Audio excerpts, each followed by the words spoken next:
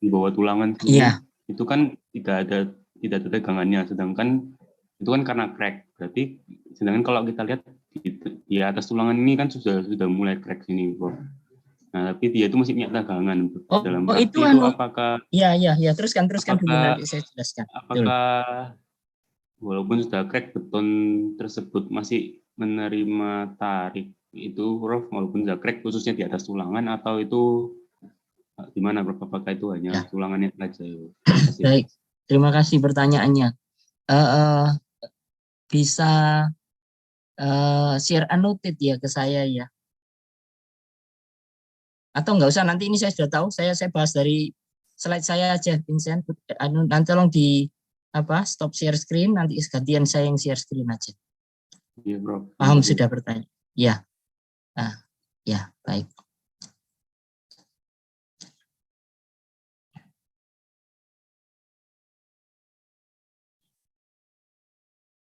Ini ya.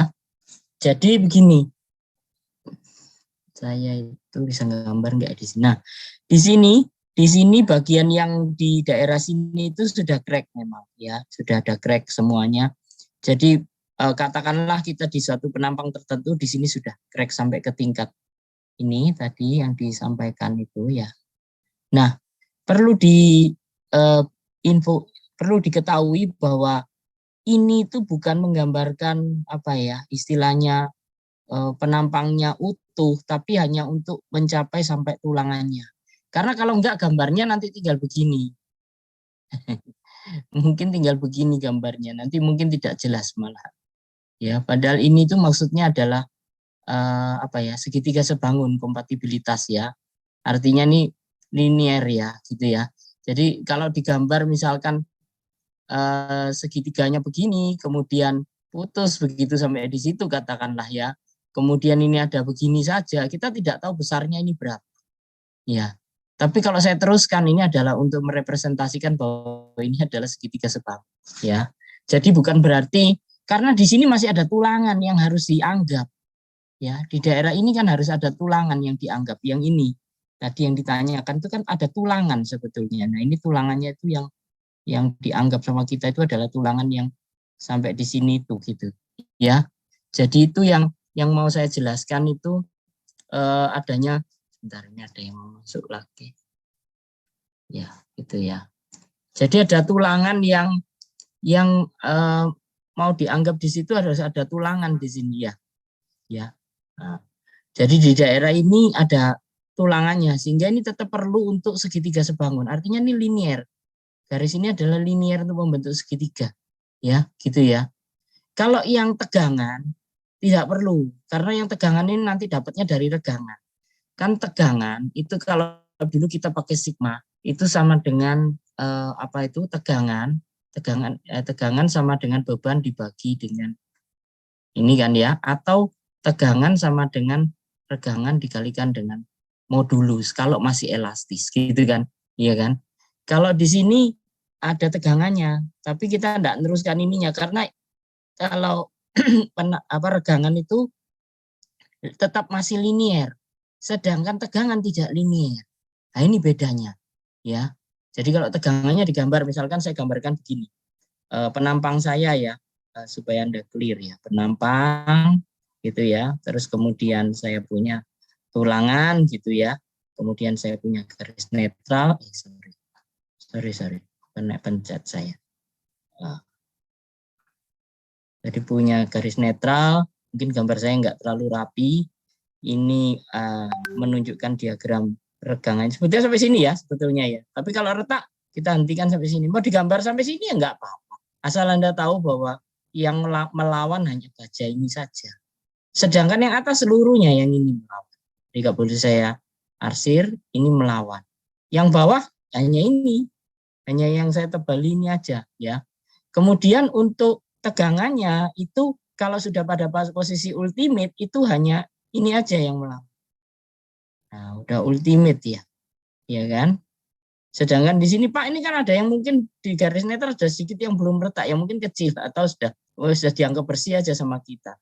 Sedangkan tulangannya gimana Pak? Tulangannya ya ini ya dianggap tulangannya itu pada jarak yang sama. Ini semua sama, satu garis. Satu garis kalau boleh saya gambarkan. Satu garis gitu ya. Ini adalah T, tarikan. Ini gimana? Adalah ada C. Tapi C ini adalah sebetulnya adalah luasan bloknya. Ini sebetulnya 3 dimensi ya, hati-hati ya. Ini adalah kalau saya mempunyai penampang ini, saya lihat dari samping ya. Ya, di situ ya. Saya lihat dari samping. Ini penampangnya jadinya. Ini penampang ya, Pak. Ya, ini penampangnya.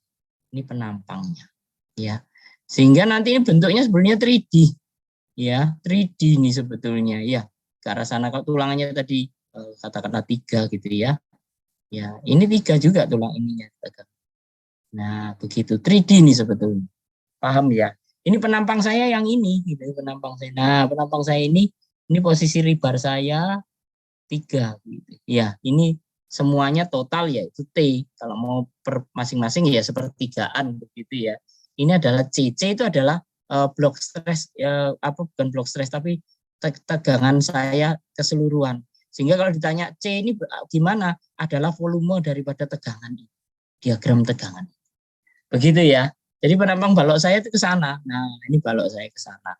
Segi 4. Ini saya potong tegangannya keluar dari penampang seperti ini. Gitu ya. Mungkin nanti ada di slide berikutnya lebih jelas, tapi saya ingin menggambarkan bahwa harus ada kompatibilitas regangan. Ini yang disebut sebagai diagram regangan ya. Strain diagram, yang ini stress diagram atau diagram tegangan. Ini diagram tegangan, ini diagram tegangan. Ini diagram regangan. Ini penampangnya. Ya. Oke.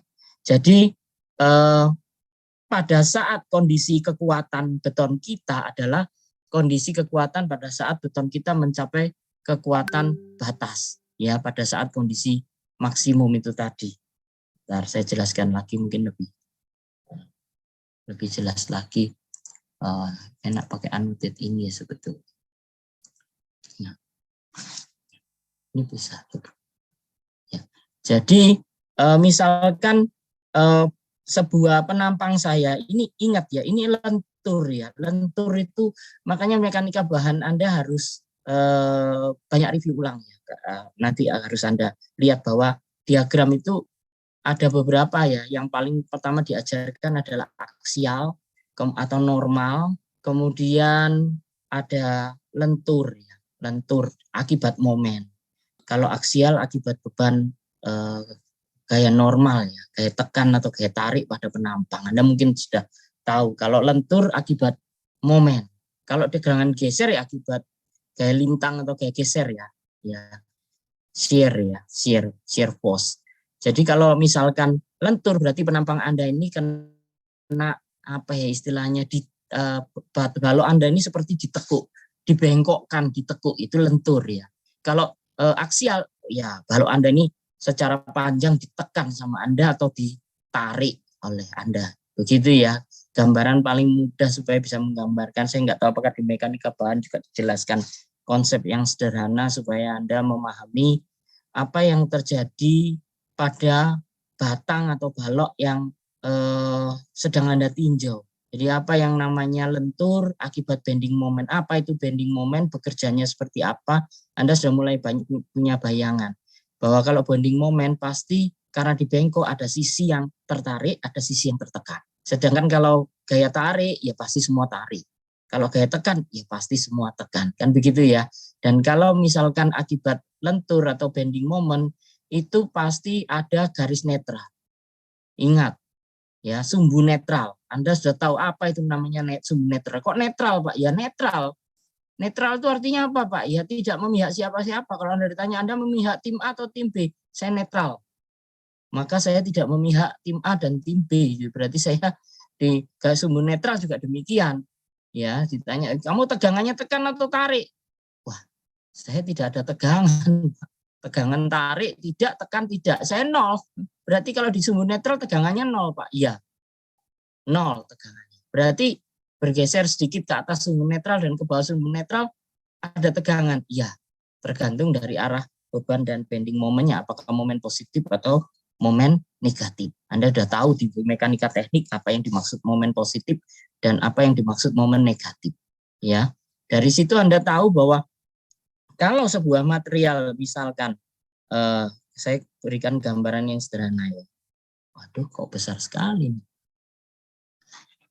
Bentar, ini aja deh. Kemudian ini.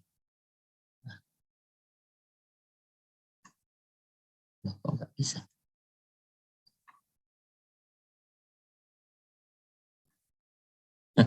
Kok nggak bisa? Bentar. Oh iya. Jadi kalau misalkan Anda mempunyai material gitu ya, kemudian Anda beri beban P, mungkin ini di mekanika bahan juga sudah diajar ya. Di bawah juga ada beban P begitu ya. Kemudian saya tanya, apakah material yang diberi beban tekan seperti ini, misalkan ini adalah silinder beton. Anda sudah pernah memperhatikan praktikum beton, silinder beton ditekan dengan P, atau kalau tidak pernah praktikum langsung mungkin sudah diberi videonya, bisa lihat di YouTube dan lain sebagainya. Kalau diberi beban P pasti akan mengalami tegangan tekan. Berarti material ini akan mengalami, kalau ini beton saya lambangkan F kecil, dulu pakai lambang sigma juga boleh ya. Nah ini berarti kalau saya tanya FC berapa, berarti tergantung dari P dibagi dengan A. Semakin besar P-nya, FC-nya semakin besar. Sebuah material yang ditekan pasti akan mengalami perpendekan. Ya nggak mungkin dong ditekan memanjang, ditarik memendek. Ditarik pasti memanjang, ditekan pasti memendek. Sehingga kalau saya tanya, kalau saya beri beban P, berapa perpendek tergantung dari besar beban P-nya. Kalau beban P-nya semakin besar ya, dia akan semakin memendek. Nah, perpendekannya kita asumsikan Anda sudah tahu, misalkan delta L. Panjang awalnya berapa adalah L0, misalkan ya. Sehingga kalau saya tanya berapa regangannya, maka regangannya adalah delta L dibagi dengan L. Ya, ini sebetulnya mekanika bahannya harus kuasai, sehingga kalau mekanika bahannya udah menguasai, sebetulnya nggak perlu menerangkan ini lagi ya. Jadi berarti saya tanya, kalau saya mempunyai sumbu kartesian, saya mau mengkorelasikan antara regangan C dengan F ya, itu regangan C, maka saya tanya pada saat bebannya 0 atau perpendekannya 0, bebannya berapa, tegangannya berapa? Ya 0. Beban 0 ya enggak mau mendek. Di sini berarti saya punya satu koordinat di sini gitu ya. Saya punya koordinat. Oke, koordinatnya. Kemudian bebannya naik, mau mendek dikit ya. Bisa dicari bebannya tahu, penampangnya nolnya konstan, tetap dari awal tadi ini yang berubah terus. P sama delta L ini berubah terus, tergantung dari besar. Oh ada Pak di sini, naikkan lagi, ada Pak di sini, naikkan lagi, ada Pak di sini, naikkan lagi, ada Pak di sini, naikkan lagi. Suatu ketika kita tidak bisa naikkan beban karena bebannya akan turun. Karena sebuah material itu pasti mempunyai kapasitas, batas, kemampuan batas, ya sehingga akan turun. Ya, jadi biasanya kalau menggunakan alat uji itu harus yang mempunyai fitur displacement control. Artinya malah saya pendekkan lagi. Oh iya Pak, saya pendekkan berapa mili Pak? 1 mili. Pendekkan lagi, pendekkan lagi. Kalau dipendekkan tidak pernah turun. Selalu perpendekannya bertambah terus. Ya, tapi kemampuannya suatu ketika akan menurun. Jadi perpendekannya tidak menurun. Anda lihat dari regangan C-nya terus naik ke sana. Sedangkan FC-nya tidak terus naik, pada suatu saat dia akan turun. Jadi nanti kalau Anda hubungkan begini. Oh, berarti kemampuan maksimum beton kita yang biasanya kita anggap FC prime itu di sini. Puncaknya. Iya, itu adalah kemampuan dari beton kita. Setelahnya akan turun. Begitu ya. Nah, untuk kondisi ultimate, makanya nanti Anda akan melihat pada saat kondisi ultimate. Pada saat elastis, hubungannya gimana Pak? Ya begini tegangannya. Yang tahap pertama ya begini. Karena beton tariknya belum retak. Dan di sini linear. Loh kok bisa linear Pak? Di mana itu linear? Mungkin di sini masih. Ya, masih rendah. Oh ya bentuknya segitiga. Betul bentuknya segitiga. Ya, kenapa demikian? Karena Anda tahu bahwa ini ada diagram regangan. Ya. Diagram regangan. Diagram regangan ini seiring dengan sumbu netral. Saya ada yang kalau bahasa Inggris pakai netral axis ya, NA. Apapun lah namanya Anda tahu. Kalau semakin atas regangannya semakin besar. Makin jauh dari garis netral, ini mekanika bahanannya udah menguasai. Ya kan? Semakin jauh dari garis netral, maka tegangan atau regangannya semakin besar. Demikian juga tegangannya. Ini tegangannya, ya, ini regangannya. Misalkan. Semakin besar semakin jauh. Sedangkan dengan garis netral 0, ya. Sehingga saya akan mengkorelasikan ini kan hubungannya antara tegangan dengan regangan, Pak. Ya. Sehingga pada saat regangannya 0, Pak. Regangan 0 di mana? Di sumbu netral. Oh ya, ini 0 juga. Pada saat regangannya tertentu, Pak, di sini. Oh ya, tegangannya berapa? Catat aja kan gampang. Ini kan sudah ada kurvanya, tinggal dicari hubungan antara tegangan dengan regangan melalui koordinat X dan Y kartesian. Kalau Y-nya boleh diasumsikan sebagai tegangan, X-nya boleh diasumsikan sebagai regangan, kita tinggal mencari berapa besarnya tegangan yang terjadi. Kita pindahkan, oh pada saat di sini Pak regangannya sekian, tegangannya sekian, gambar. Naik lagi, gambar, dan seterusnya. Oh posisi sampai di sini tuh, yang di sini Pak, yang linear ini masih segitiga ini, tegangan di sini, tegangannya ini Pak, ini. Oh ya, tegangannya berapa ini? Ya, catat di sini ini Pak tegangan. Oh linear sama. Ya, demikian juga tarik beton karena tarik beton ini belum retak, maka bentuknya menjadi segitiga sebangun seperti itu. Ya, menjadi segitiga sebangun seperti itu. Ya. Kemudian kondisi yang kedua pada saat sudah mulai naik bebannya semakin tinggi, beban P-nya semakin besar, beban P-nya ini semakin besar, maka kondisinya sudah posisinya bisa di sini mendekati puncak, Pak. Oh, sudah mulai ada lengkungan. Bentuknya melengkung loh ya, melengkung. Melengkung. Nah, beton tariknya mungkin sudah tidak punya kemampuan yang cukup sehingga ini melengkung sebetulnya. Nah, melengkung begini. Kalau saya besarkan diagramnya tetap segitiga ini. Kalau diagram regangan tetap ya. Yang regangan tetap seperti ini segitiga. Tapi untuk tegangannya sudah berubah. Tidak lurus lagi. Karena bebannya sudah cukup besar. Dia sudah mencapai tahap di sini. Ini.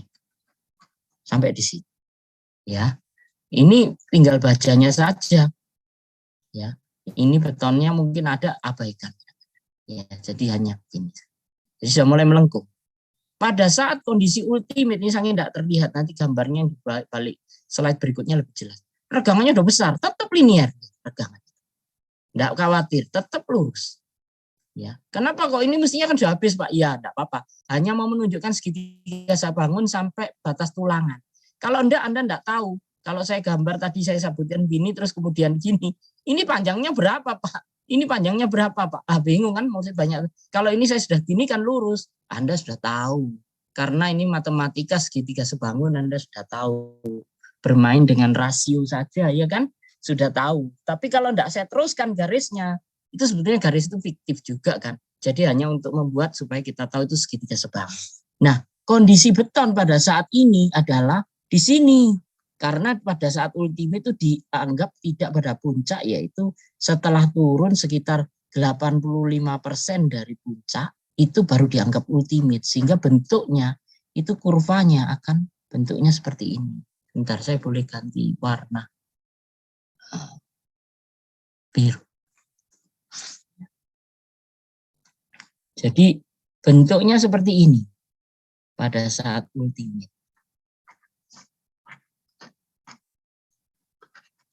Ya, bentuknya seperti ini ya. Yang saya arsir biru ini ya. Bentuknya sudah kurva, melengkung, bahkan ada bagian yang turun ini.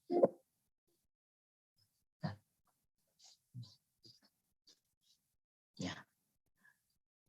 Kalau saya pasang di sini bagaimana Pak? Ya, bentuknya kan begini. Nah, ya, ini bentuknya sudah menjadi kurva ya. Ini pada saat kondisi batas ultimate.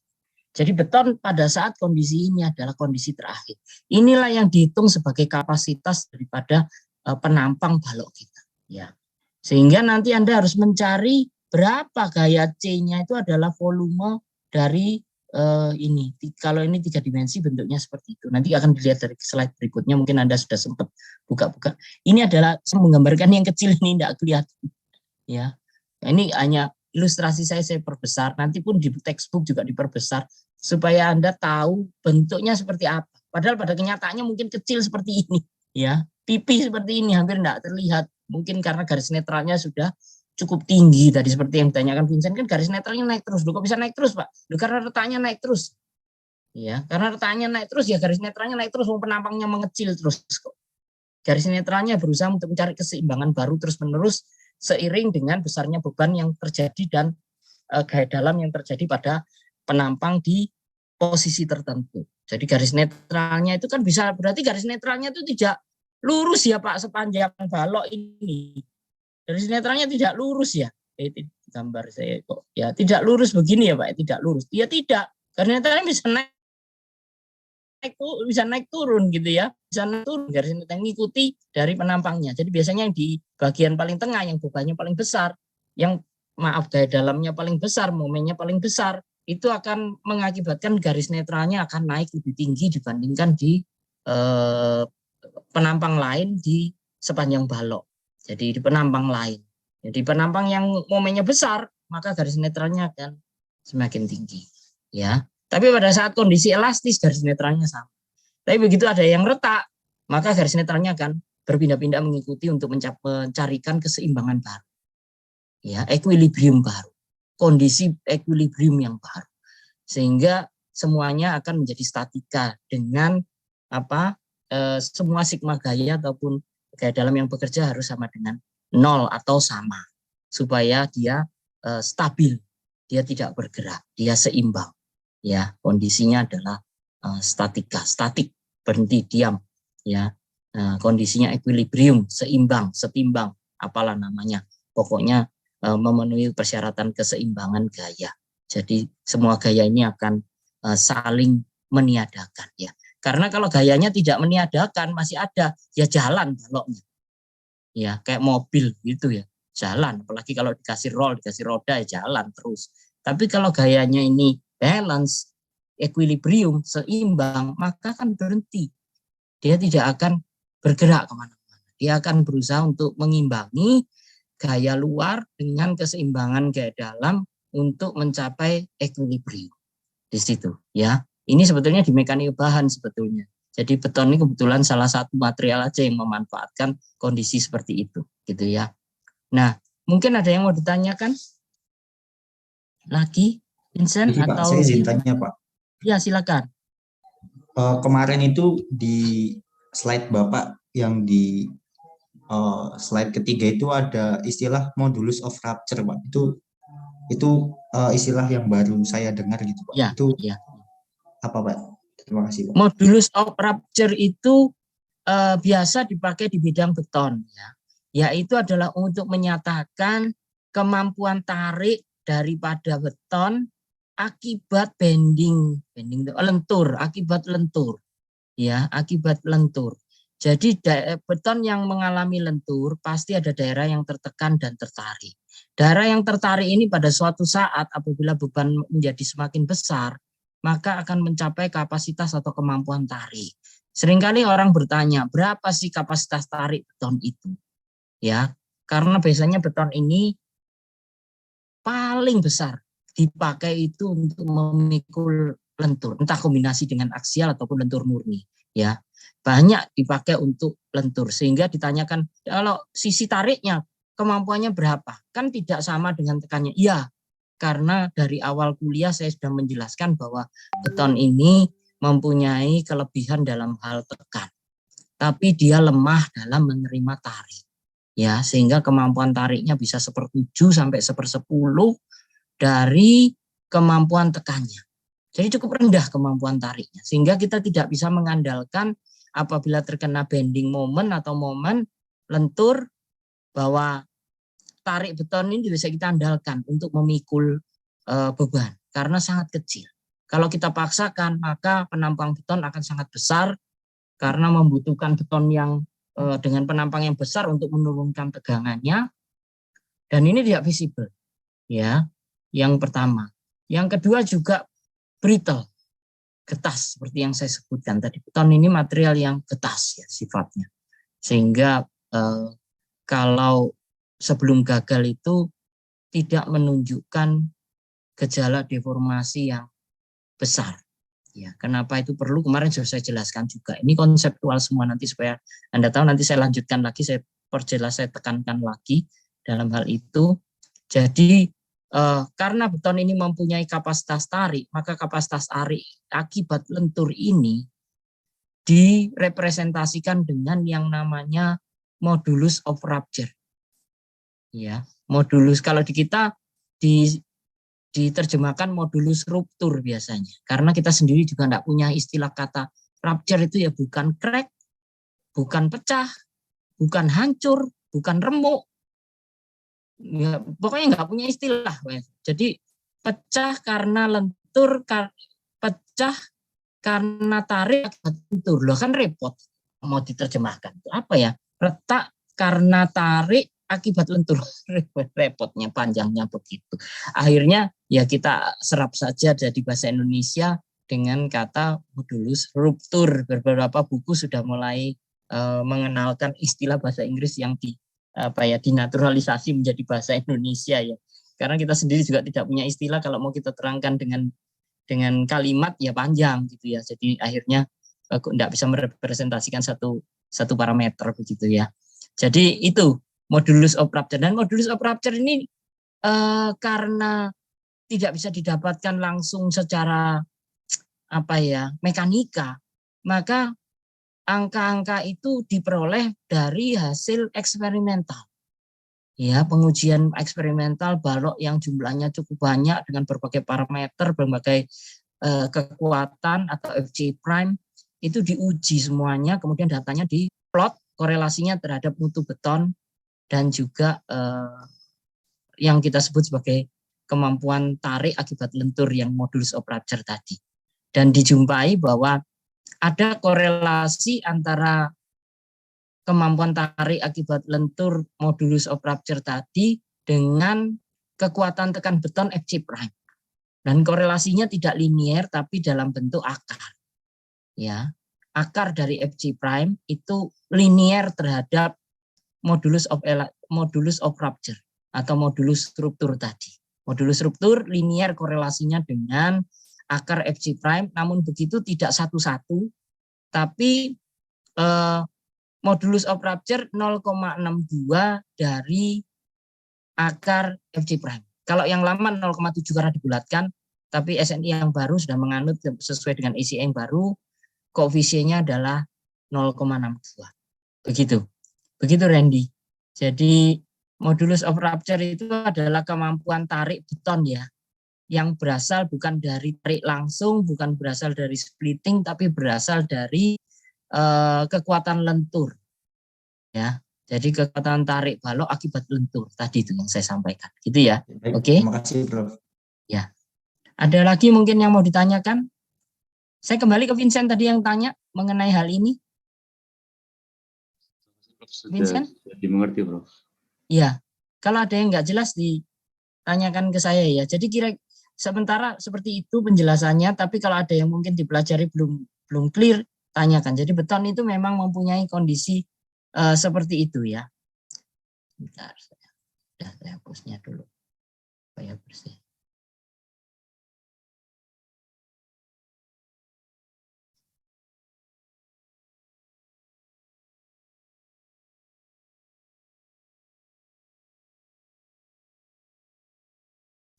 Baik.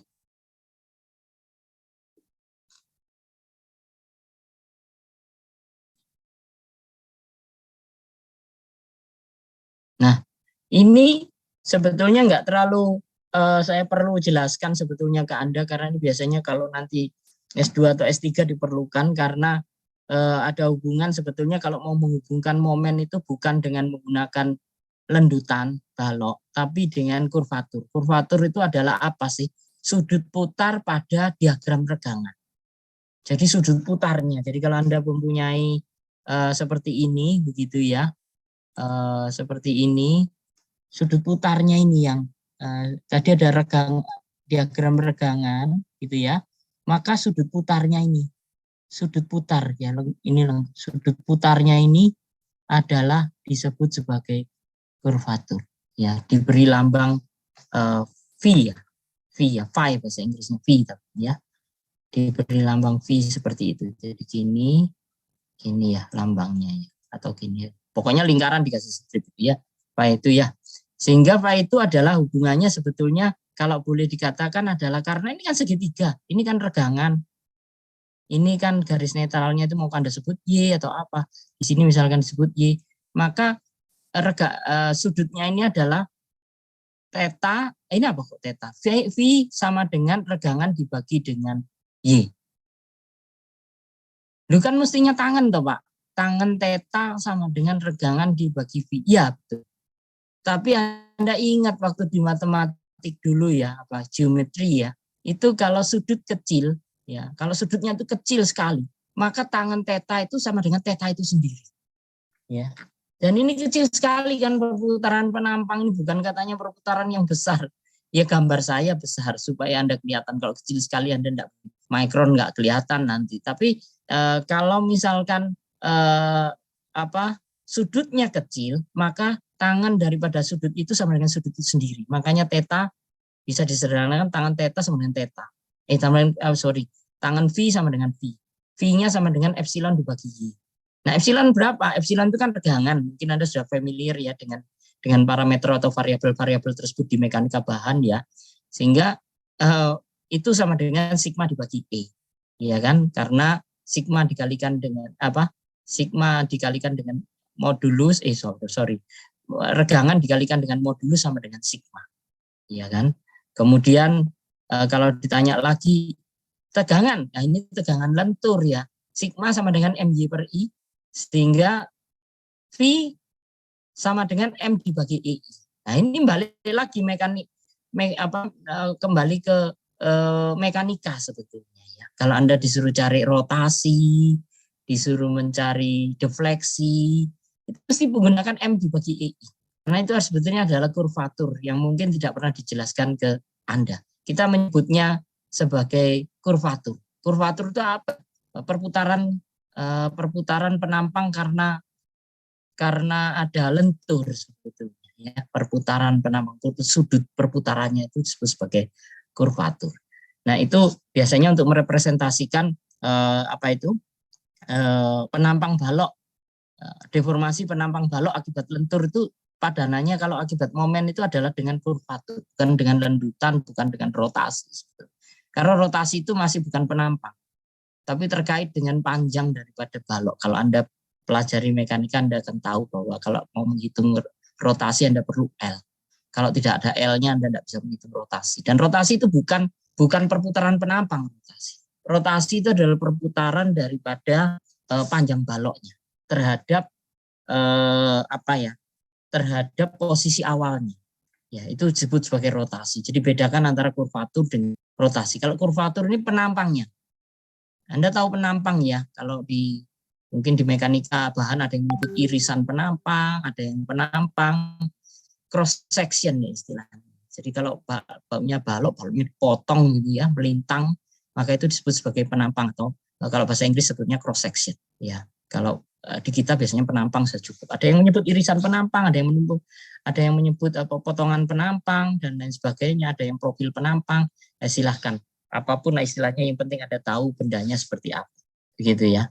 Nah ini kalau ada curvature seperti ini, begitu ya, ada curvature seperti ini, gitu ya, maka kalau balok kita sepanjang itu kita representasikan dan kita lihat penampangnya yang di posisi tertentu gitu pada balok itu ya, atau posisi kritis di tempat di mana momennya paling besar, ya, momen maksimum di mekanika mungkin ya, di posisi itu, di penampang di posisi itu, maka kalau kita lihat korelasinya kan kalau tiap diberi beban pasti penampangnya akan berputar dan itu kurvaturnya akan bertambah terus menerus. Dan ingat seperti tadi itu regangan perpendekan yang tidak pernah mengecil selalu bertambah, kurvatur juga demikian. Tapi momen ada batasnya. Ya, karena kalau begitu penampang kita sudah mencapai kapasitasnya, ya nggak bisa naik lagi momennya. Ya, kalau kita teruskan gimana? Ya hancur, sama dengan seperti kita mempunyai alat apapun, ya. Kalau dia tuh cuma kuatnya mengangkat 10 kilo, Anda kasih 20 kilo, ya bengkok alat. Rusak. Ya. Loh kok bengkok, Pak? Kan mestinya bisa, iya, kan sudah melewati kapasitas. Bahan tersebut punya kemampuan batas, penampang tersebut punya kemampuan batas. Loh, tapi saya perlu ngangkatnya lebih besar lagi. Ya, gunakan yang lebih besar. Sama dengan crane, dengan apa katrol, dengan crane, dengan apalagi ya alat untuk ngangkat mobil. Kalau mobilnya terguling, misalkan kemarin akibat angin atau pohon yang terguling akibat angin, derek dengan crane dan lain sebagainya. Crane-nya juga harus dicocokkan dengan pohonnya ya. Kalau pohonnya kecil, keringnya kecil ya nggak apa. Kalau pohonnya besar, keringnya kecil ya keringnya nggak bisa ngangkat, keringnya yang ya kapasitasnya. Atau itu tangnya keringnya yang bengkok. Lulu dari pohonnya terlalu berat untuk diangkat dengan kapasitas kering sekecil itu gitu ya. Lalu kalau mengangkat ya gantilah dengan yang kapasitasnya lebih besar. Nah, semua material juga punya kapasitas, meskipun crane yang sudah besar tadi, kalau bebannya jauh lebih besar dari kapasitasnya juga akan bengkok atau rusak atau mencapai batasnya. Nah, ini balok juga demikian. Sehingga kalau dibebani kecil masih kelihatan linier. Ya, di titik A Anda masih melihat titik A, linier kan bentuknya, hubungannya. Kemudian mencapai titik B. Loh, balok A itu bawahnya seperti yang tadi ditanyakan, misalkan bebannya. Mau retak, Pak? Belum ada retaknya ini. Akibat iya, ya, ada retaknya akibat beban. Nah, ini kondisinya sudah B. Anda yang bisa melihat apa yang terjadi setelah retak. Yaitu adalah kekakuan dada balok itu akan berkurang. Kalau tadi K-nya itu adalah apa? Uncrack atau tidak retak di sini, lurus ini, lebih kaku, tegak ya. Gradiennya masih tinggi. Kemudian gradiennya mulai melandai. Ya, dan seterusnya. Sampai kondisi layan juga retaknya bertambah terus ya, melandai terus mestinya ya. Kemudian sampai pada kapasitasnya, yaitu tulangannya yang meleleh. Nah, ini nanti akan saya jelaskan lebih lanjut bahwa kita nanti akan menginginkan balok kita dalam kondisi under reinforce. Saya akan sebutkan, nanti akan saya ceritakan lebih lanjut. Kenapa itu kondisi under reinforce? Konsep itu dulu, meskipun nanti dalam desain yang modern, nama-nama yang namanya under reinforce, over reinforce, dan balance itu mungkin sudah tidak disebut lagi, tapi itu tetap menjadi konsep untuk kondisi yang berikutnya, yaitu disebut sebagai tension control, transition, dan compression control. Tapi tetap konsepnya harus tetap dijelaskan bahwa itu berasal dari kondisi under reinforce, over reinforce, dan kondisi balance, ya. Jadi kalau tulangannya leleh, balok saya itu masih akan berputar terus penampangnya, ya, sampai suatu ketika beton tekan saya, daerah tekan saya akan hancur. Jadi pertama kalau saya punya penampang, ya, ini garis netralnya, ini penampang beton saya, ini ada tulangannya, ini meleleh duluan tulangannya bawah, meleleh duluan. Ini belum, ya. Ini pada saat leleh itu kondisinya di sini. Pada saat akhir beton tekan saya juga akan hancur. Kalau tulangan saya tidak putus, maka beton saya yang akan hancur. Itu adalah kondisinya di sini. Di E. Ya, kondisi failure. Setelah itu gimana, Pak? Ya turun. Jatuh. Ya. Habis ini, Pak. Kolaps. Ya, kolaps. Ya. Jadi kondisinya setiap penampang akan mengalami demikian. Kalau Anda mendesainnya bahwa tulangannya ini adalah under reinforce, artinya tulangannya kurang. Ya. Kalau tulangannya dibanyain, tulangan saya banyain. Pokoknya 6 atau 8, pokoknya lebih kuat, harus lebih kuat dari betonnya. Ya. Tulangannya saya banyain. Maka kejadiannya seperti ini, maka balok saya akan naik terus kapasitasnya. Karena tulangannya lebih banyak. Wah, banyak sekali. Tapi tinggi, anggap aja segitu. Ya. Setelah itu, apa yang terjadi? beton tekan saya langsung hancur. Jadi langsung saya punya titik E itu yang tadi di sini itu adalah di sini. Nah tulangannya kapan Pak lelehnya? Nggak pernah leleh. Nggak pernah kalah tulangannya. Lu kenapa kok tulangannya nggak pernah kalah? Karena tulangannya berlebihan. Ini sama dengan tarik tambang ya. Kalau yang di sini saya beri sini kurangi ya kalah sih. Ya. Terus sisi tarik tambang Pak. Saya mau menangkan yang kiri. Ya udah yang kanan dikurangi aja. Ya menang yang kiri. Saya mau menangkan yang kanan Pak. Ya tambah yang kanan bala bantuannya ditambah. Ya. Maka yang kiri akan kalah dengan yang kanan. Sama seperti itu. Jadi kondisi equilibrium itu seperti itu. Loh, kalau equilibrium Pak, ya kanan sama kiri seimbang. Tidak ada yang menang, ya seimbang. Jadi tambangnya nggak gerak, diem terus di tengah, gitu ya. Kecuali salah satu tim capai, ditarik ke kiri baru bergerak. Itu sudah tidak statika lagi. Selama kanan dan kiri sama, kondisinya adalah statis, ya tidak bergerak kemana-mana. Oke, jadi kondisinya akan saya sebutkan seperti itu. Nah, mana yang lebih diinginkan oleh kita, kondisi yang ini atau yang ini gitu. Tentu saja kita ingin kondisi yang ini. Ya, lu tapi kapasitasnya kalah loh Pak sama yang ini. Lu kalau kapasitasnya kalah, ya kita harus mengakomodasi lagi dengan penampang yang lebih besar. Tapi kita tetap tidak diharapkan memakai kondisi yang ini. Ini saya sebut sebagai kondisi over reinforce. Ya, ini kondisi yang under reinforce. Ya, under reinforce, over reinforce. Ya, mana yang diinginkan Pak, under atau over? Ya tentu saja yang under reinforce. Kalau kurang besar, ya penampangnya dibesarkan. Kalau kondisinya under reinforce, tulangannya ditambah terus masuk over reinforce. Penampangnya dibesarkan, betonnya dikasih bala bantuan lagi. Jadi penampangnya membesar gitu ya. Mau 6 Pak, ya boleh, tapi penampangnya segini gitu ya. Kapasitasnya di sini. Ya, tapi ini yang panjang juga Pak lu di situ Pak. Iya, paham. Kenapa kok tidak boleh yang over reinforce yang kondisinya brittle seperti ini? Kenapa kok kita pingin yang kondisinya panjang seperti ini? Yang panjang kita sebut sebagai ductile. Ductile itu bahasa Indonesianya DAKTAIL ya. Tapi kalau bahasa Inggrisnya DUCTILE ya, ductile. Brittle Anda tahu lah bahasa Inggris. Kalau bahasa Indonesia mungkin kita nyebutnya getas ya mungkin ya. Getas gitu ya. Saya nggak ternulis bahas itu. Bentar, saya pakai yang ini mungkin lebih. Di mana ini?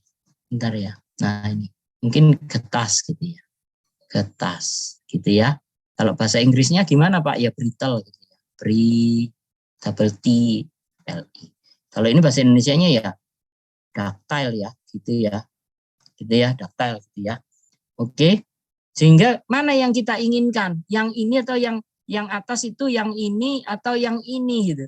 Yang ini yang diinginkan. Kenapa kondisi ini diinginkan? Karena kondisi ini apabila terjadi hal yang tidak diinginkan atau beton kita melampaui kapasitasnya, maka tidak serta-merta ambruk.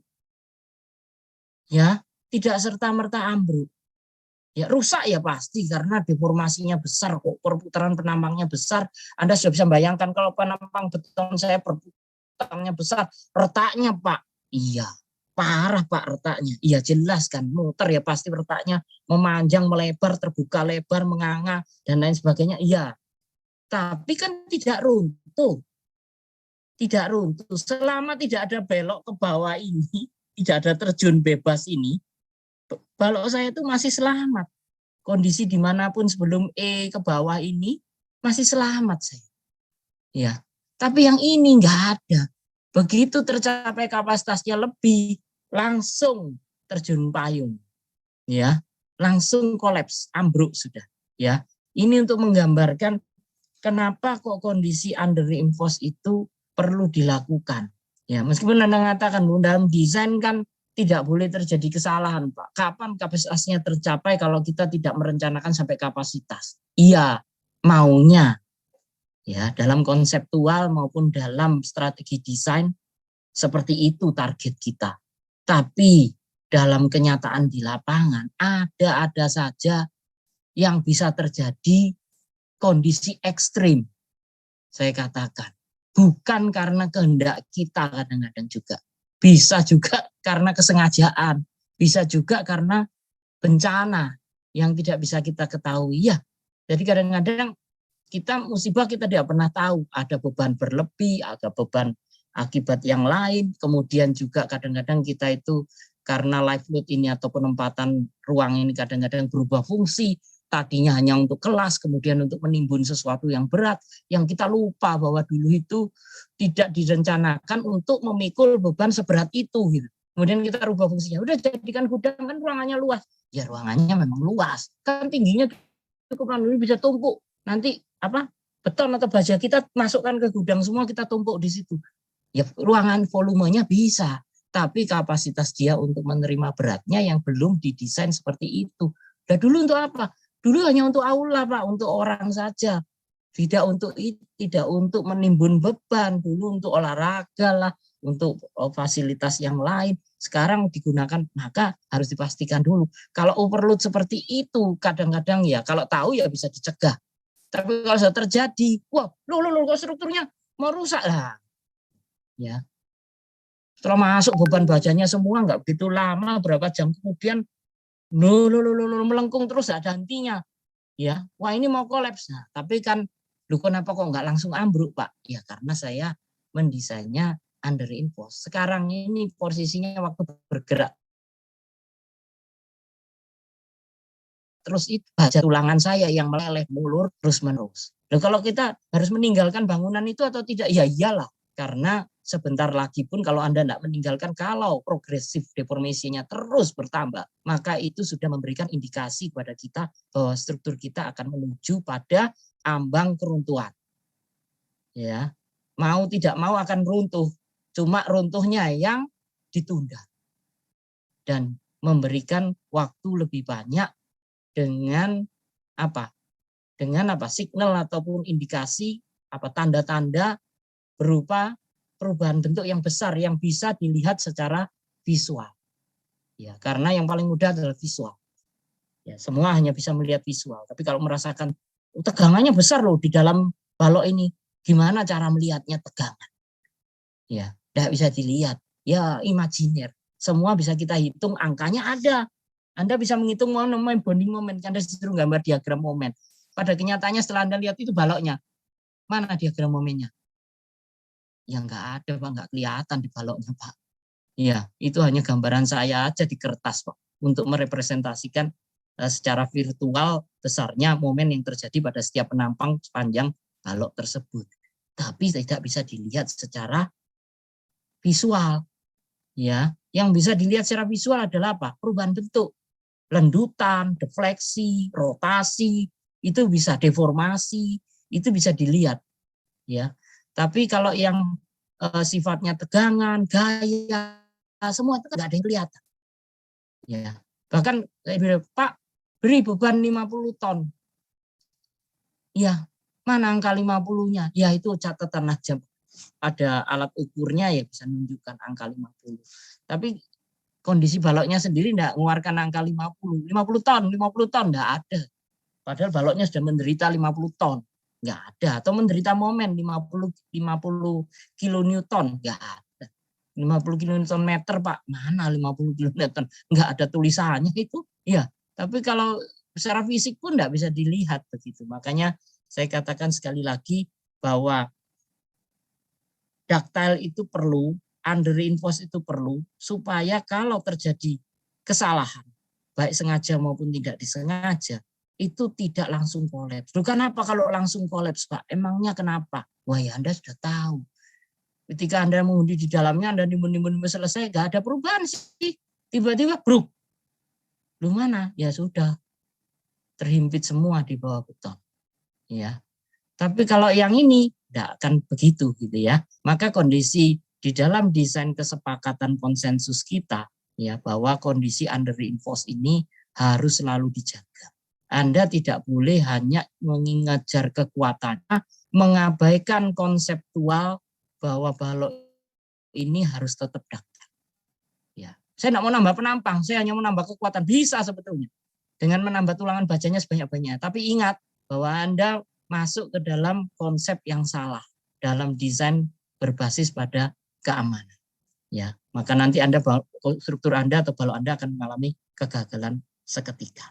Ya, di situ. Sampai di sini ada yang mau ditanyakan? Ada yang mau ditanyakan? Kira-kira apa yang tidak jelas mengenai konsepnya dan lain sebagainya? Silakan ditanyakan.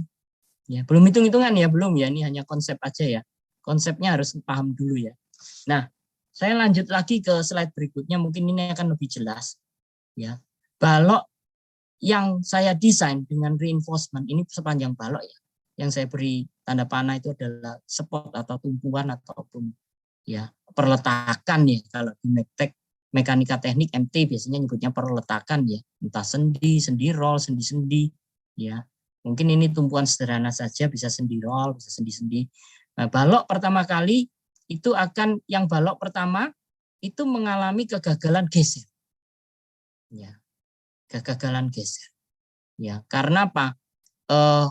Kalau balok tersebut diagram gesernya itu di penampang-penampang tersebut yang maksimum melampaui kapasitas gesernya, maka dia akan mengalami kegagalan geser. Ya, dan bisa mendahului kegagalan lentur. Kegagalan lentur itu apa, Pak? Kalau untuk beton bertulang itu biasanya diawali dengan lelehnya daripada tulangan tarik. Mana tulangan tariknya, Pak? Yang bawah yang hitam garis tebal. Itu tulangan tarik. Ya, kalau ini sudah leleh berarti gagal lentur. Ya, tapi bisa jadi gagal geser duluan. Ya, gagal geser duluan karena kemampuan betonnya ini tidak mampu menerima tegangan geser yang terjadi. Ya, sudah mencapai kapasitas geser.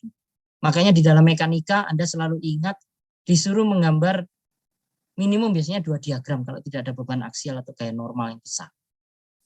Yaitu adalah diagram geser dan diagram momen.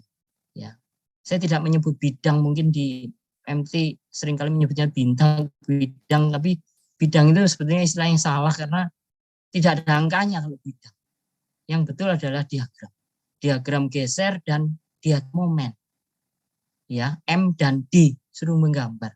Karena Anda sudah paham, diagram itu memberikan ilustrasi atau gambaran ke Anda di mana letak-letak ya besarnya gaya dalam yang kritis, baik untuk geser, gaya lintang ataupun momen.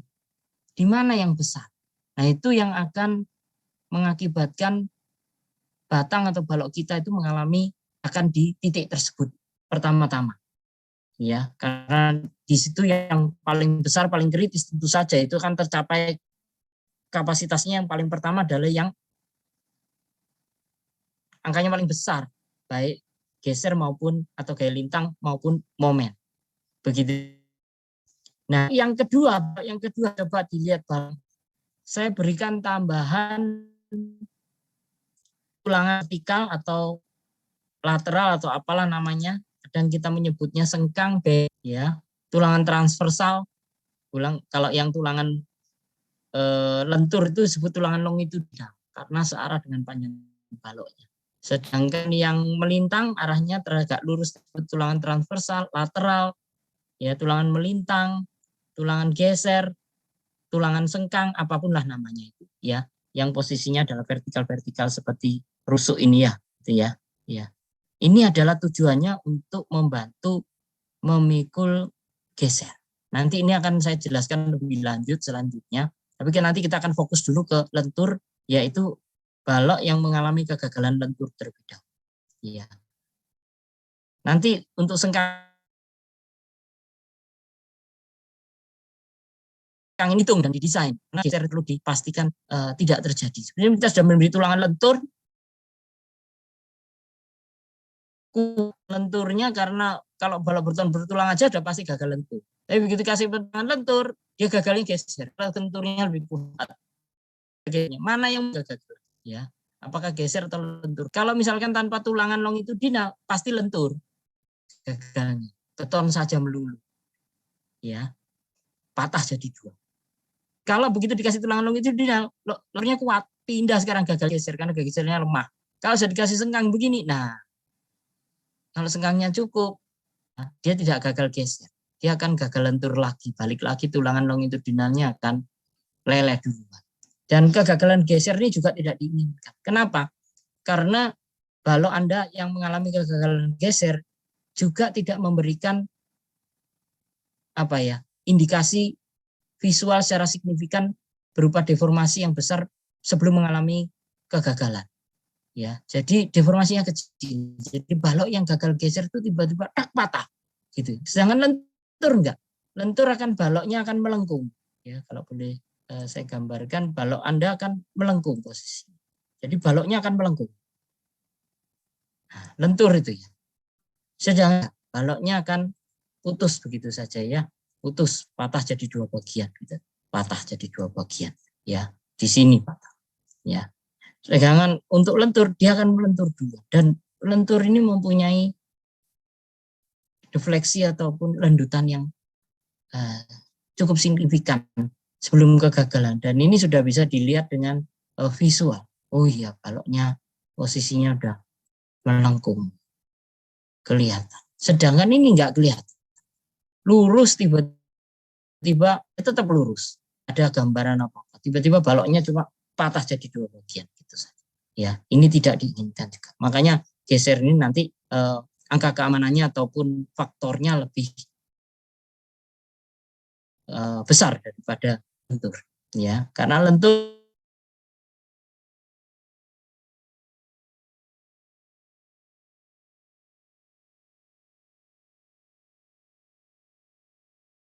kalau gagal ya, karena Anda bisa menyelamatkan diri dari bawah. Tidak sempat.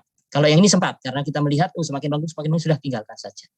Ya, tentu saja ya tidak diharapkan kalau sudah semakin besar Anda terus bertahan di dalam, ya, kita berisiko kita tetap diberi kesempatan segera tinggalkan dari bangunan.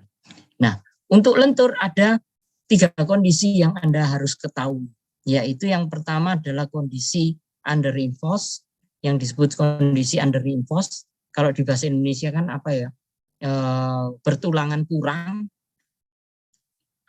Yang kedua adalah kondisi balance, yaitu adalah setimbang ya, seimbang atau apalah namanya ya. Kemudian yang ketiga adalah kondisi over reinforced, yaitu adalah kondisi bertulangan lebih yang seperti saya gambarkan tadi itu ada 2 slide sebelumnya ya. Anda bisa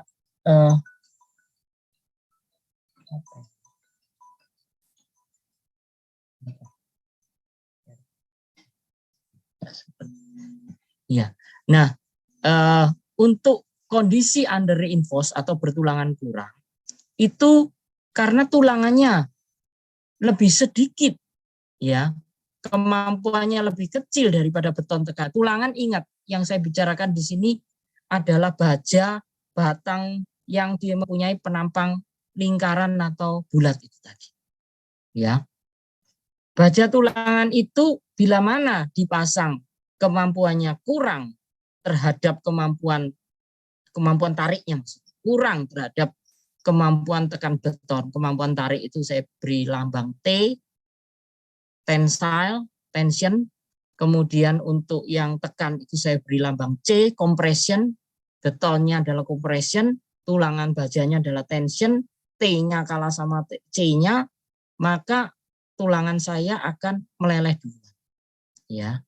Jadi di situ baja akan mencapai kekuatan lelehnya sebelum beton tekan saya mencapai kemampuan maksimumnya atau hancur karena tertekan. Ya. Yang kedua adalah beton baja mencapai kekuatan lelehnya ya pada saat bersamaan beton tekan saya mencapai maksimum ya. Yang ketiga adalah beton saya mencapai kekuatan batasnya, kekuatan tekannya hancur karena tekan sebelum baja tulangan saya mencapai kapasitas lelehnya. Disebut sebagai kondisi over-reinforced. Kalau bersamaan balance, karena seimbang kan?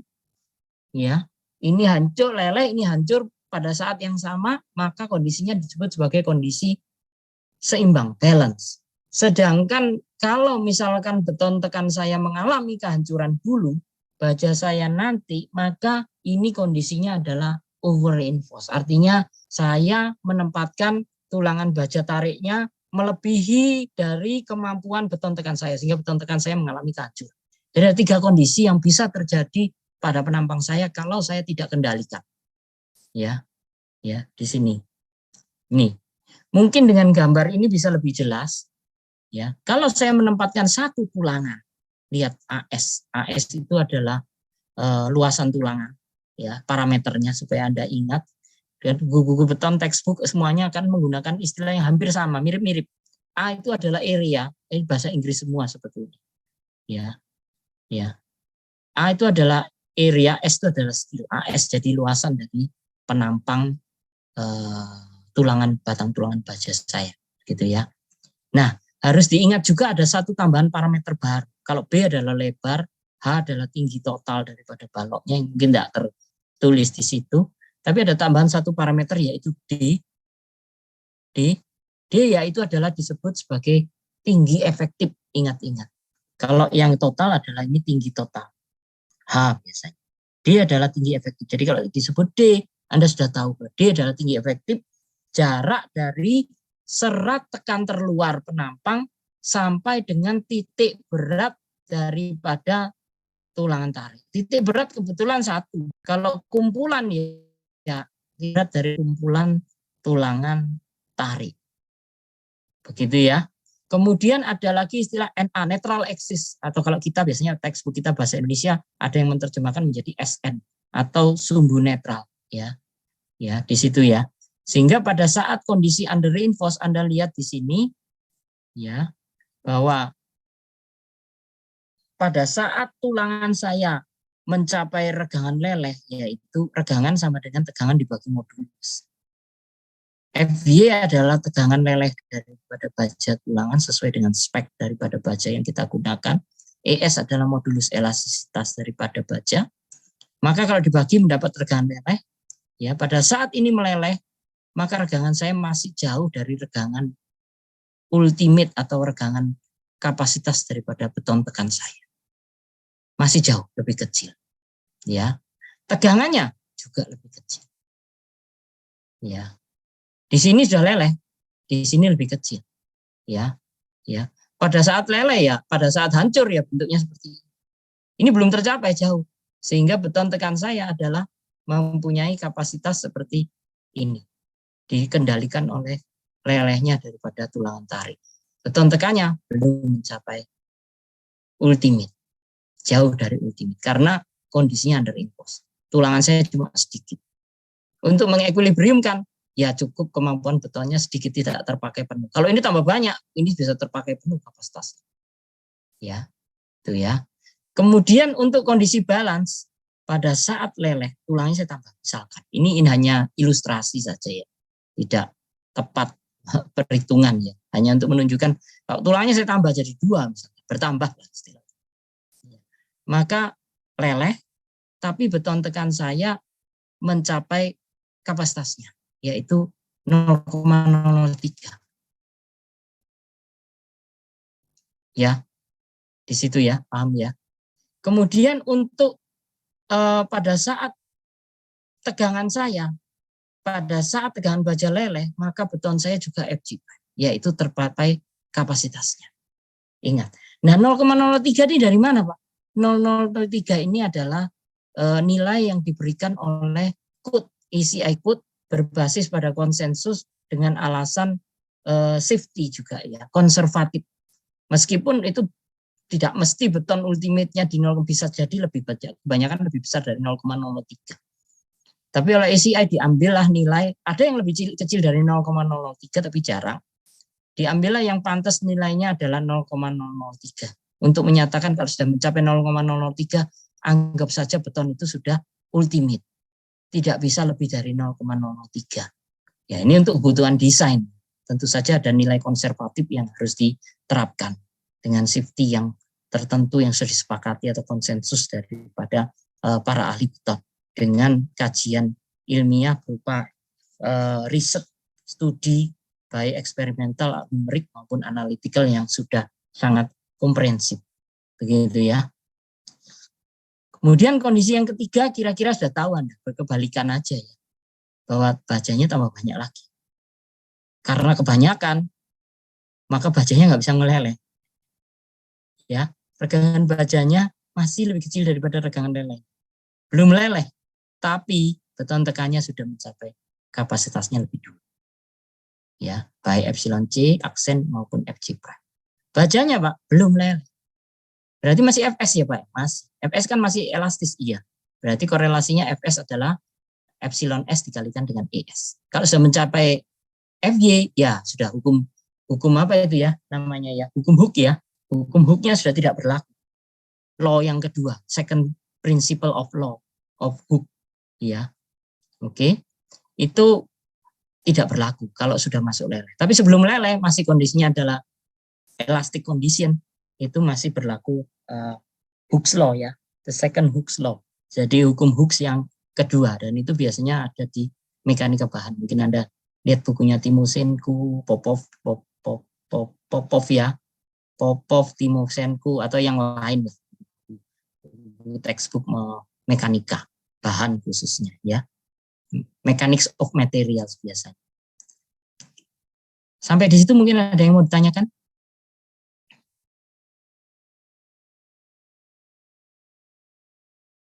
Baik, saya lanjutkan. Kalau nggak ada, kalau ada yang langsung potong aja saya nanti ya. Nah ini hanya untuk verifikasi aja bahwa regangan itu dianggap lurus sepanjang. Ya, jadi kalau kita pasang gauge ini eksperimental menunjukkan ternyata distribusi regangan itu linier. Berapapun bebannya, sebetulnya masih sedikit tidak linier pada saat ini sekali. Anda akan melihat. Tapi diasumsikan linier karena non-linearity-nya untuk regangan pada saat beban ultimate pun itu sangat kecil. Hampir bisa dikatakan masih mendekati linier. Sehingga untuk kemudahan perhitungan dan lain sebagainya, ya, dan analisis dan lain sebagainya, maka diasumsikan linier. Ya, regangan ini seperti seakan-akan penampang saya. Jadi penampang saya yang tadinya ini karena bending, terus penampang saya itu menjadi yang ini. Nah, mesin ini kok lebih panjang Pak? Ya sebetulnya penampangnya harusnya miring begini ya. Tapi dianggap aja bahwa di titik yang sama regangannya hampir seperti ini, pendekatan juga. Karena banyak mahasiswa juga tanya, ini kan mestinya panjangnya kalau sama kan miring begini. Iya, seharusnya demikian. Tapi ini dianggap aja penampangnya didatarkan untuk memudahkan aja bahwa regangannya itu dianggap tetap seperti linier sepanjang penampang itu. Begitu ya. Sedangkan tegangannya sudah tidak linier. Kalau tegangan enggak linier, kalau regangannya linier. Dan ini dibuktikan dari hasil pengukuran eksperimental di laboratorium ya, bahwa dari data yang diukurkan titik-titik hitam-hitam ini ya, black dot ini itu semuanya kalau kita hubungkan ternyata linier. Ya, relatif linier. Ya, relatif menunjukkan penampang itu tetap linier meskipun bebannya sudah mendekati ultimate atau sangat tinggi sekali ya. Situ. Nah, ini juga pada saat kondisi-kondisi yang lain dibebani ternyata hampir linier, lihat itu. Ya, ada titik putih, hitam itu di beton, kalau putih diukur di baja itu hampir bisa dikatakan meskipun tidak persis ya, ini kita regresikan tuh ternyata masih bisa didekati regresinya dengan linier ya. Meskipun tidak pas titiknya, Anda lihat, itu pas Pak. Ya, namanya juga pengukuran ya. Tapi trennya tetap menunjukkan kesimpulan kita penampang tersebut masih bisa diasumsikan perputaran sudutnya atau kurvaturnya berbasis kurvatur itu tetap linier begitu ya, gitu. Nah, sebagai contoh ya, bahwa kalau saya mempunyai penampang B kali H, luasan tulangan baja saya penampangnya AS, saya diminta untuk menentukan berapa netral axis-nya dan momen inersianya ya kalau tidak ada retak, dan juga netral axis dan momen inersianya kalau retak, maka Anda sudah bisa punya ini, harus tahu modulus beton ya, ini yang C beton konkret, S baja, E modulus elasticity, A area, S steel, D tadi effective depth, B adalah width, H atau itu adalah total depth ataupun height daripada baloknya. Maka kalau saya punya N adalah rasio modulus, ya rasio moduli kalau ini nyebutnya biasanya bahasa Inggris bahasa Inggrisnya, tapi kalau kita rasio modulus gitu aja, ya. Anda tinggal mencari garis netral ya. Garis netral kalau penampangnya masih utuh, tidak retak, maka Anda balik mekanika bahan ini. Mungkin saya tidak perlu menjelaskan ya, yaitu adalah luasan dikalikan jarak. Kalau mempunyai beberapa bagian ya bisa saja kita sigma ya. Kalau satu bagian ya satu aja sigmanya, enggak ada. Ya, I-nya 1, I 1 sampai 1. Ya. Itu kan luasan dikalikan dengan jarak dibagi dengan luasan untuk mendapatkan garis netral. Inersianya agak gimana? Ya inersianya ya sama. Inersia masing-masing ditambah dengan inersia masing-masing ke inersia keseluruhan, garis netral keseluruhan, garis netral sistem, ya, dikuadratkan. Ya, Anda sudah tahu. Ya. Kalau dihitung ya seperti ini ya kira-kira ini ya. Kalau punya penampang seperti ini, punya ada luasan bajanya, maka tinggal hitung kontribusi beton, kontribusi baja, garis netralnya, inersianya. Bisa didapatkan rumus ini dan seperti ini. Ya, tinggal dikasihkan angka. Kalau punya angka ya tinggal dimasukkan angka. Ya, itu adalah pada saat kondisi itu yang tadi dua material dengan menggunakan mekanika bahan Anda sudah tahu. Kemudian untuk kondisi yang crack, ya ini yang agak beda. Karena kalau kondisi crack, asumsi saya betonnya tinggal yang diarsir saja. Yang putih sudah tidak ada. Tapi ingat, tulangan bajanya tidak hilang loh ya. Tulangan bajanya tetap ada. Sehingga kalau saya menghitung yang atas, saya asumsikan distribusinya segitiga seperti ini, tadi yang seperti digambarkan, maka tinggal dikalikan aja. Luasan segitiga dikalikan dengan lebarnya B. Ya. Kemudian untuk tulangannya, ya AS dikalikan dengan tegangan bajanya, Fs. Oke. Kemudian kan saya tanya, berarti T harus sama dengan C, Pak. Karena harus equilibrium kan? Ya, sigma H sama dengan 0. T plus C sama dengan 0. Atau T sama dengan C. T-nya ini, C-nya ini tinggal dikorelasikan. Fs-nya ya bisa kita dapatkan. Ini hanya hukum komunikatif ya, komutatif dari matematik ya, tinggal dipindah-pindah aja variabelnya supaya kita dapatkan. Kemudian Hooke's law, masih ingat tadi ya, saya sebutkan bahwa kondisi elastik berlaku seperti ini. Ini yang Hooke's law nomor 2 ya. Ya. Jadi ada yang gabung lagi nih. Randy terlempar tadi, saya tidak lihat. Makasih. Ya. Ya. Jadi dengan Hooke's law maka tegangan sama dengan modulus dikalikan dengan E. Tegangannya tadi sudah tahu. Ya.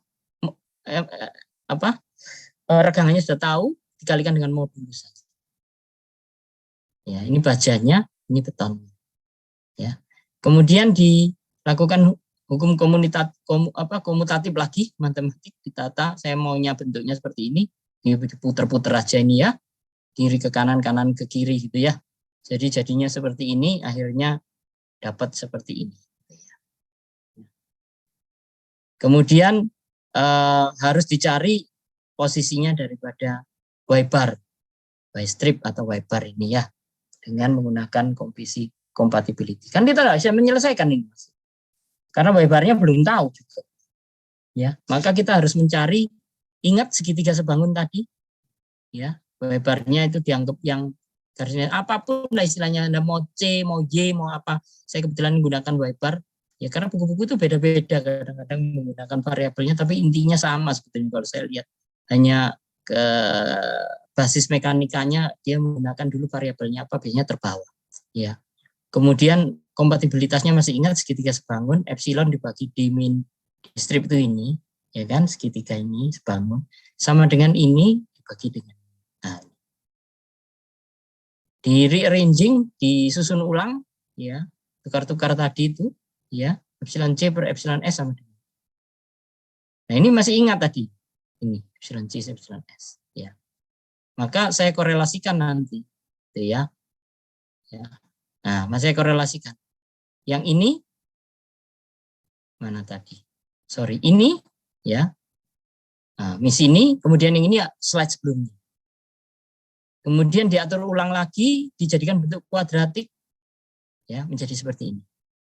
Nah, persamaan kuadrat seperti ini bisa diselesaikan ya, langsung ya dengan menggunakan rumus apa? Rumus ABC. Ingat kan Anda? Ya, apa itu ya? Y strip 1 2 sama dengan min B plus minus akar B kuadrat min 4AC ya, dibagi dengan 2A. Udah beres ya. Bisa didapatkan. Berarti Y barnya dapat, kemudian semua yang lain bisa didapatkan. Ya.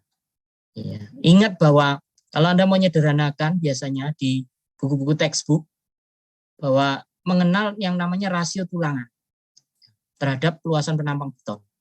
Ya, maka rho sama dengan AS per BD. Ini untuk penyederhanaan. Sehingga kalau Anda sederhanakan tadi AS per BD, B adalah lebar, D adalah tinggi efektif, AS adalah luasan penampang daripada baja, dibagi dengan ini maka ini akan menjadi rho.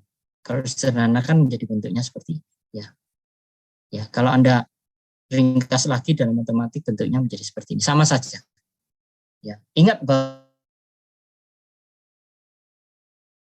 Anda menjumpai yang namanya rho ini. Rho ini adalah AS dibagi BD. Yaitu adalah rasio daripada tulangan. Khususnya tulangan longitudinal tarik. Kalau tekan nanti rho aksen nanti aja. Ya.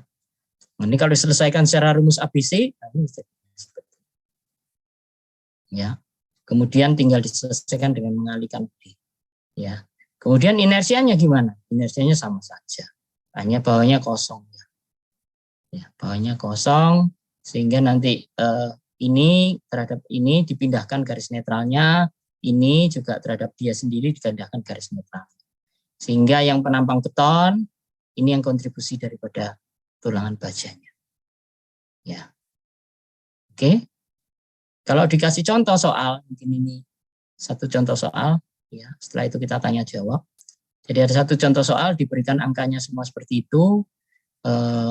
Tulisannya 4, nomor 7 tapi gambarnya 3 nggak apa-apa. Itu gambarnya hanya untuk ilustrasi ya. Ya, harusnya tulangannya juga 4 biji ya. Gitu ya.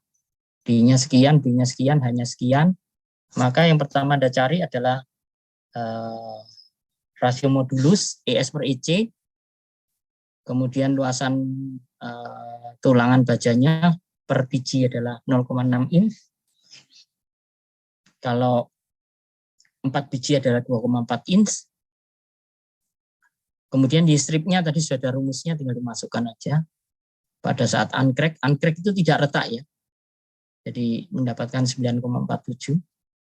Kemudian inersianya tinggal disubstitusi saja nilainya. Maka mendapatkan 6.491 inch pangkat 4 ya. Kemudian untuk penampang retak ya, rho-nya tadi cari, kalau mau cari rho-nya kemudian rumusnya kan sudah tinggal pakai saja. Ya, dimasukkan semua, maka W-bar-nya tinggal dikalikan, hasilnya dikalikan dengan D, D-nya adalah tadi 15,5, didapatkan 5,62 inch. Ini adalah kondisi retak ya, crack ya. Crack itu retak, uncrack itu tidak retak gitu ya. Ya.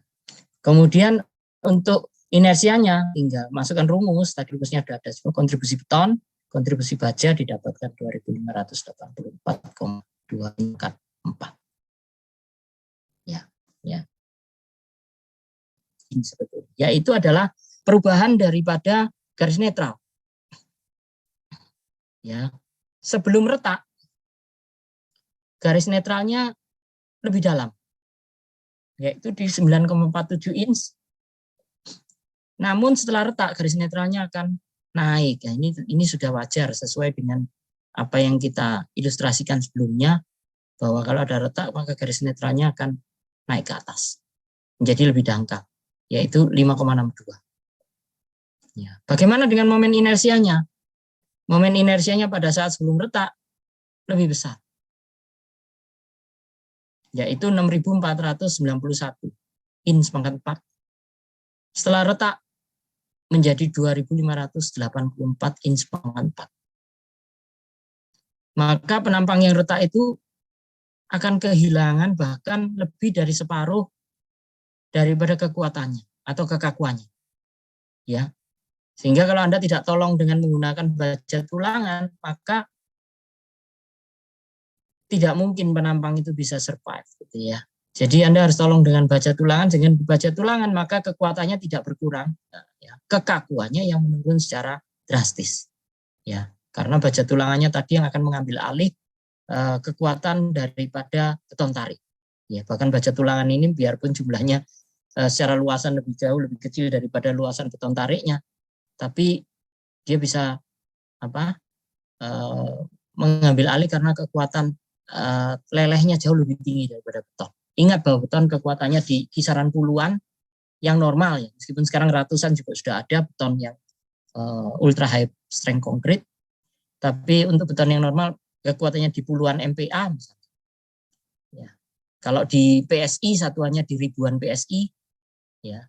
Sedangkan baja kekuatannya di PSI di puluhan ribu PSI. Kalau di MPa kekuatannya di ratusan MPa. Jadi hampir bisa dikatakan 10 atau lebih kali daripada kekuatan daripada beton. Ya. Jadi kalau penampangnya betonnya itu sama bajanya bisa 10 kali, ya, tidak ada masalah karena bajanya kekuatannya juga bahkan lebih dari 10 kali kekuatan beton. Begitu ya, pada beton yang normal. Sampai di sini mungkin ada yang mau ditanyakan? Ada yang mau ditanyakan mungkin?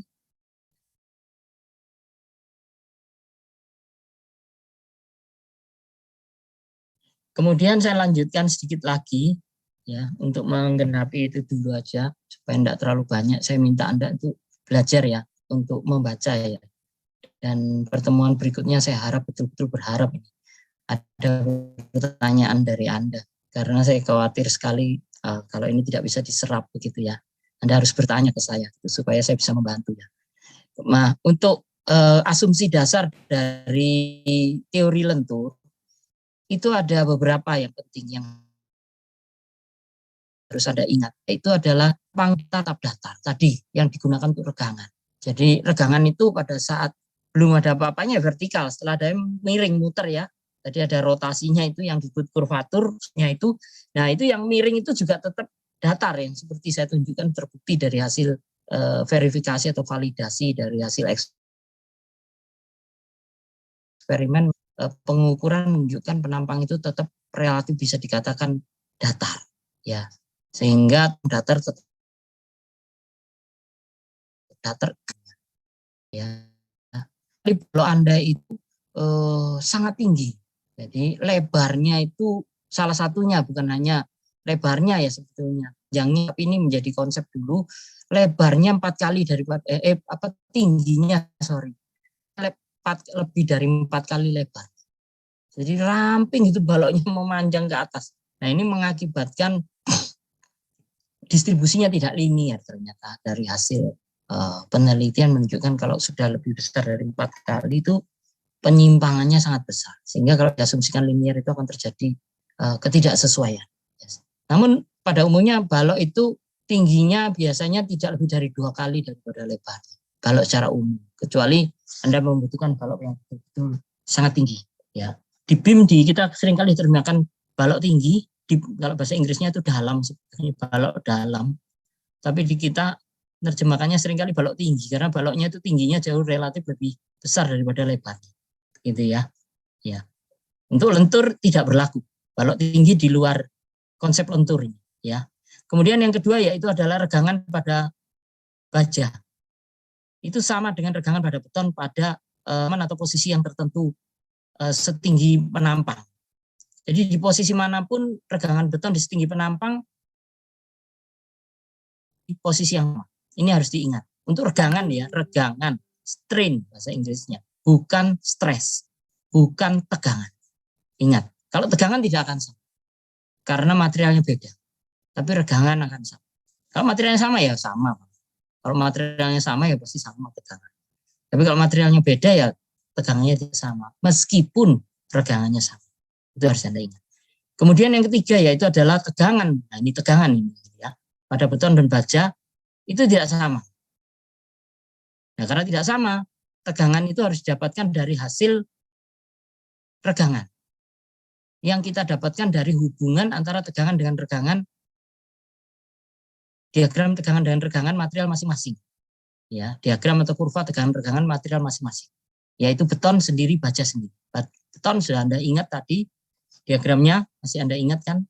Yang beton maupun baja, ya.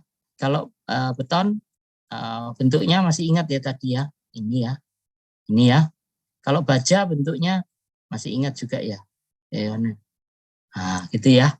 Jadi ini adalah yang sumbu vertikal selalu stres atau tegangan, sumbu horizontal selalu strain atau regangan, gitu ya.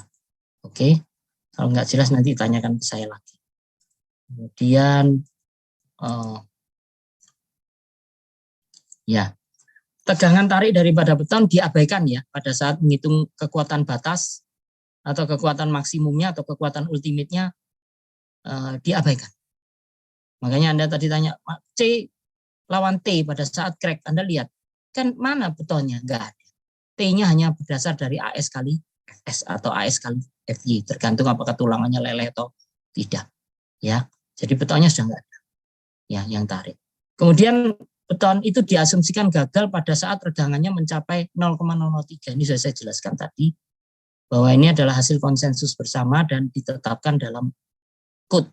Ya, dan diadopsi juga selain ACI yang menetapkan diadopsi oleh SNI kita, yaitu SNI 2847 2019, yaitu SNI untuk beton. Ya, semua pengacu pada SNI 2847 2019. Jadi regangannya di situ pun Anda akan melihat ditetapkan 0,003. Ya, itu untuk konservatif. Meskipun ada yang lebih rendah tapi jumlahnya sedikit, tapi itu dianggap untuk memberikan keamanan juga ya. Meskipun nanti banyak dijumpai regangan pada kenyataannya pada saat kondisi beton ultimate atau batas itu lebih dasar dari 0,03. Ya. Kemudian yang terakhir itu adalah kurva atau diagram tegangan regangan untuk beton khususnya. Ya. Dapat digunakan kurva yang lain selain itu. Jadi kalau memang betonnya mempunyai karakteristik yang beda, bukan beton normal, boleh saja digunakan beton dengan kurva yang lain. Asal bisa dibuktikan bahwa kurva itu sudah tepat ya dan merupakan hasil uji ataupun juga representasi dari jumlah sampel yang memadai, begitu ya. Oke, untuk memprediksi daripada kekuatan beton. Mungkin satu slide terakhir ya dari saya, yaitu adalah kalau saya sederhanakan dalam desain kekuatan kita, kekuatan lentur ya, momen lentur, kapasitas lentur, bahwa balok kita itu bisa saja regangannya mencapai epsilon C sebesar 0,03 ataupun mencapai kapasitas ultimate tadi itu ya. Jadi ini adalah penampang saya ya, yang diarsir ada yang tertekan, yang bawah yang putih itu hilang, penampangnya melawan baja saja. Ya, daerah atas ini tertekan, bawah tertarik ya. Kemudian ini adalah diagram regangannya, bajanya di bawah, lihat ini bajanya agak ngangkat dikit. Ya, karena sampai di baja saja. Yang betonnya nggak usah. Jadi pertanyaan daripada Vincent, ini kok masih ada garis? Padahal ini kan betonnya nggak ada. Iya, betul. Ini hanya, sebetulnya kalau mau saya gambarkan mungkin lebih, tapi di buku-buku textbook nggak ada. Mungkin kita yang pemahamannya yang penting. Bahwa garis tambahan ini tuh imajiner saja ya. Ya, nggak ada penampangnya. Kalau mau baiknya dash line ya Pak ya. Ya silakan kalau mau dibuat garis terputus-putus silakan. Saya hanya mau menggambarkan bahwa garis ini adalah satu garis linear. Saya takutnya kalau ini dihilangkan Anda tidak kehilangan berapa besarnya ini. Tapi begitu Anda tahu bahwa ini linear segitiga sebangun, saya nggak perlu mengatakan dan ini besarnya berapa, nyarinya gimana. Anda sudah tahu karena matematika Anda sudah berjalan. Ya, Anda sudah tahu. Nah itu tujuannya untuk itu sebetulnya. Saya sendiri dulu juga sama melihat ini kok ada garisnya. Oh saya tahu, paham. Bahwa ini hanyalah untuk membantu kita supaya saya paham bahwa besarnya ini bisa saya cari dengan segitiga sebangun. Kalau nggak ada ini kehilangan, saya akan tanya ini linear nggak ke sini. Nah, pertanyaannya jadi begitu lagi. Yang meskipun dihilangkan akan timbul pertanyaan yang lain. Jadi ini pertanyaan yang tadi itu mungkin cukup mudah untuk dijawab ya, sehingga ini imajiner aja untuk membantu kita memberi guidance supaya tahu besarnya regangan S itu dicari dengan segitiga separuh. Ya. Kemudian yang ini, yaitu adalah pada saat ultimate tadi saya sudah gambarkan ya bahwa turun ya dia sampai 85% daripada puncaknya ya. Meskipun di sini nanti dianggap 85%, kenapa? Karena penampang kita itu adalah tidak sama dengan penampang silinder. Jadi direpresentasikan karena silinder itu kecil, penampang kita itu besar, maka ada reduksi sebesar 15% daripada kapasitas FC aksen. Ini banyak pertanyaan juga, loh ini kok diturunkan ya? Itu karena itu tadi. Ya, dari penampang ini sebetulnya ada, betul mungkin dekat dengan garis netral, ada yang tidak letak, ada ekornya dikit seperti ini, mungkin buang saja ini sekarang ekor. Nanti di dalam hitungan yang kecil ini udah tidak ada lagi. Ya, cuma untuk menggambarkan sesungguhnya tidak seluruh penampang beton itu letak sampai garis netral, ya mungkin ada sedikit-sedikit, tapi untuk alasan konservatif dan kemudahan perhitungan itu diabaikan saja. Jadi cukup budget ulangannya saja. Beton tariknya udah lupakanlah beton tarik. Adapun kontribusinya kecil. Ya. Jadi kita abaikan. Sebenarnya ada lumayan Pak. Ya nanti biar aja tambah angka sama. Ya. Enggak perlu repot-repot ngitungnya, nyari letaknya sampai di mana. Waduh, repotnya Pak. Ya.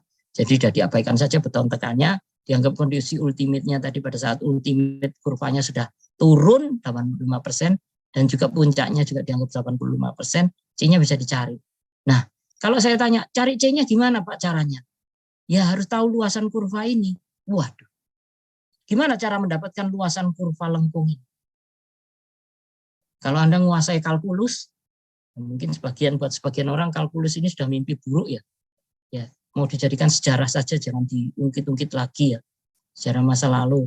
Kalkulus itu sebetulnya kalau di bidang engineering kita nggak terlalu butuh sih, karena kita punya numerical method yang akhirnya tidak perlu kalkulus itu ya. Kalau orang matematik ya perlu. Dan memang penderitaan orang matematik di situ. Jadi di kalkulus itu mau kalkulus 1, kalkulus 2, kalkulus 3, sampai advance kalkulus nanti akhirnya. Ya, sudah pusing berlipat-lipat ya. Cacing-cacingnya keluar semua sampai pangkat berapa itu nggak tahu, belum lagi yang n space gitu ya, cacingnya sampai derajat n gitu ya, sampai n. Jadi udah banyak kita lupakan ya. Dulu tidak bisa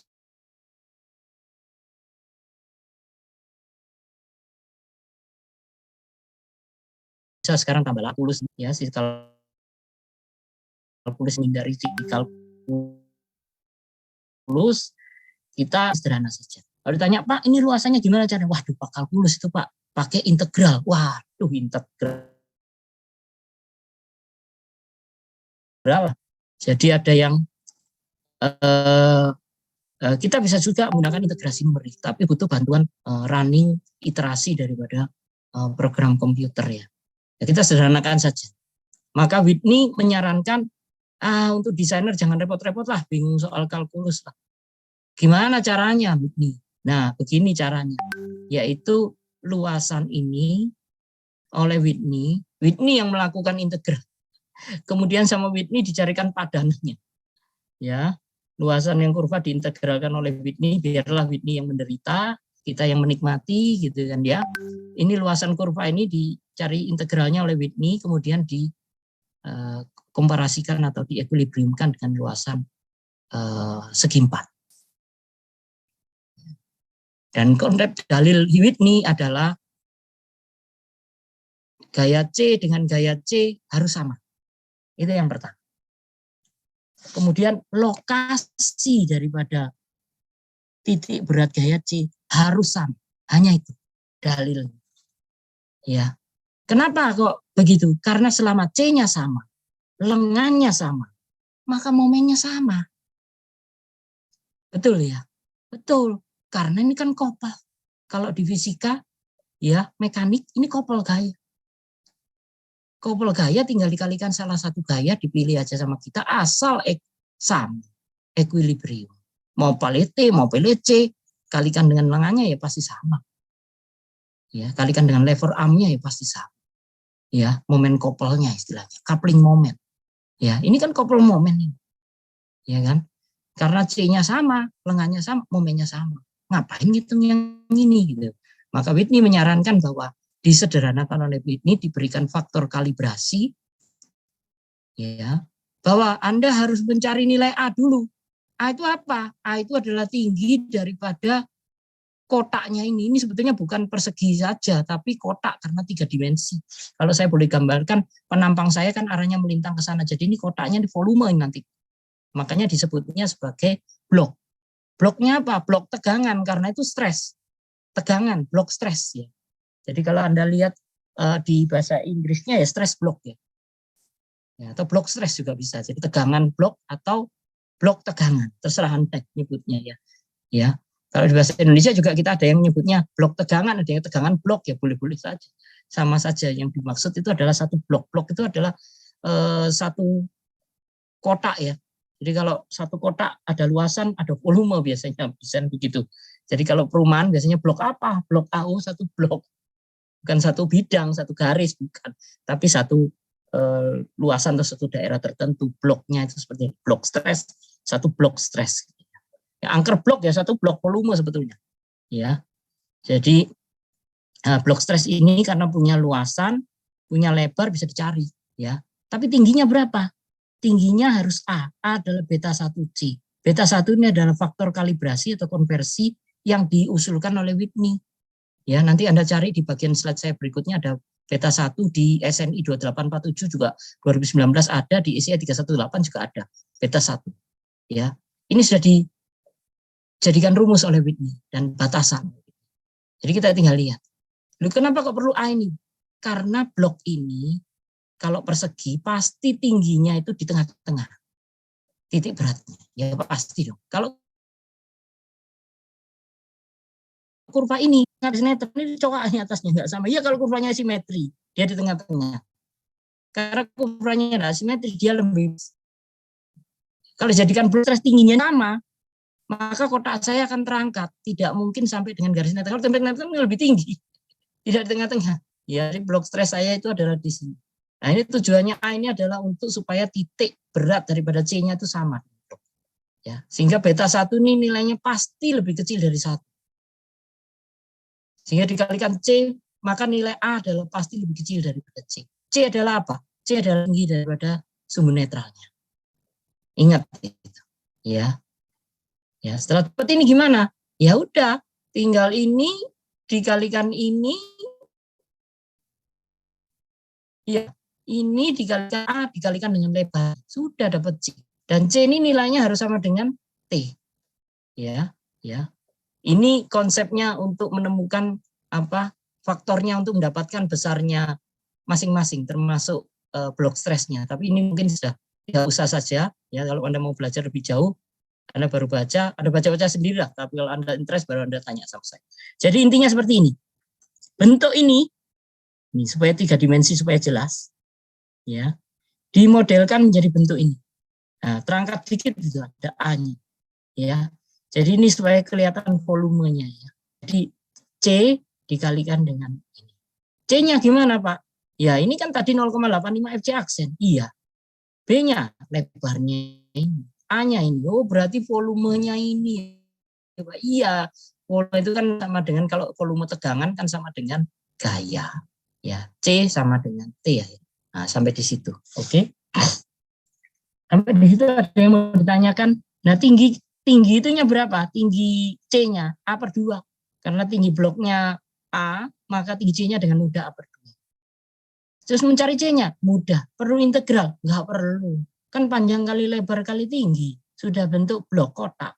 Iya, kalau mau ngitung volumenya, ya panjang kali lebar kali tinggi PLT. Udah beres. Garis netralnya setengah dari tingginya. Tingginya A. Kalau blok, kalau kotak ya pasti setengah A per 2. Mudah sekali. Sedangkan kalau kurva, wah sulit. Harus integral. Ya, begitu titik beratnya juga harus integral dibagi dengan luasan integralnya. Ya, luasan integralnya dikalikan dengan jarak titik beratnya dibagi dengan luasan integralnya. Baru bisa mendapatkan. Kalau sekarang sudah jauh lebih mudah. Nah, dalam desain kita nanti kita sudah tidak mengenal yang aslinya ini lagi. Yang left hand side ini sudah dihapus. Kita lupa. Ya, yang mimpi buruk tadi kita mengenalnya yang kanan ini. Nanti waktu Anda ngitung yang kotak ini. Padahal yang kotak ini imajiner, tidak benar. Yang ngawur. Tapi yang ngawur ini dipakai dalam desain. Ya, engineer itu selalu begitu memudahkan sesuatu, ngawur-ngawur sedikit tapi hasilnya mirip. gitu ya, daripada ndak ngawur tapi hasilnya menyengsarakan semua pihak, begitu ya, gitu ya. Sampai di sini ada yang tanyakan, mungkin saya tidak waktunya juga. Yang kedua juga kemungkinan materinya cukup menyita perhatian juga dari Anda. Mungkin ada yang mau ditanyakan sebelum saya akhiri kuliahnya, silakan. Ada yang mau ditanyakan? Tidak ada. Baiklah kalau begitu. Saya berikan ya, tolong saya dibantu untuk membaca. Karena saya tahu memang ini butuh betul-betul pemahaman. Karena Anda berusaha mengikuti, saya paham juga. Mungkin ada yang sudah mulai menangkap tapi belum 100%. Atau juga saya harapkan bisa ditambah dengan Anda membaca. Kemudian kalau masih nggak mengerti, pada pertemuan saya berikutnya di hari Kamis ya, saya akan buka forum pertanyaan dulu di awal untuk bisa kita selesaikan semua pertanyaan yang sudah Anda catat begitu ya. Ya, demikian. Mungkin sebelum saya akhiri, saya tanya sekali lagi, ada yang mau ditanyakan ke saya hari ini? Baik, kalau masih belum ada, mungkin sementara saya akhiri sampai di sini. Mohon bantuannya untuk mulai membaca dan menanyakan ke saya pada pertemuan berikutnya apabila ada yang belum jelas. Nah, kalau Anda bilang sudah jelas semua, apa yang mau dibilang? Kalau sudah jelas semua ya nggak perlu harus memaksa bertanya, tapi kalau ada yang belum jelas saja atau ragu-ragu atau tidak mengerti, dicatat kemudian ditanyakan ke saya pada pertemuan di hari Kamis. Demikian ya. Oke, baik. Kalau memang masih belum ada, saya akhiri kuliahnya sampai di sini. Sekali lagi terima kasih atas perhatiannya dan keikutsertaannya sampai akhir kuliah ini. Saya juga minta bantuan nanti untuk bisa membantu saya mereview materi yang saya berikan dan menyampaikan ketidaktahuan atau pertanyaannya kepada saya pada pertemuan berikutnya. Baik, saya akhiri. Boleh meninggalkan kelas. Terima kasih sekali lagi. Selamat siang. Selamat siang, Pak. Terima kasih, Pak. Terima kasih, Pak. Ya, Pak. Amin. Monggo. Mas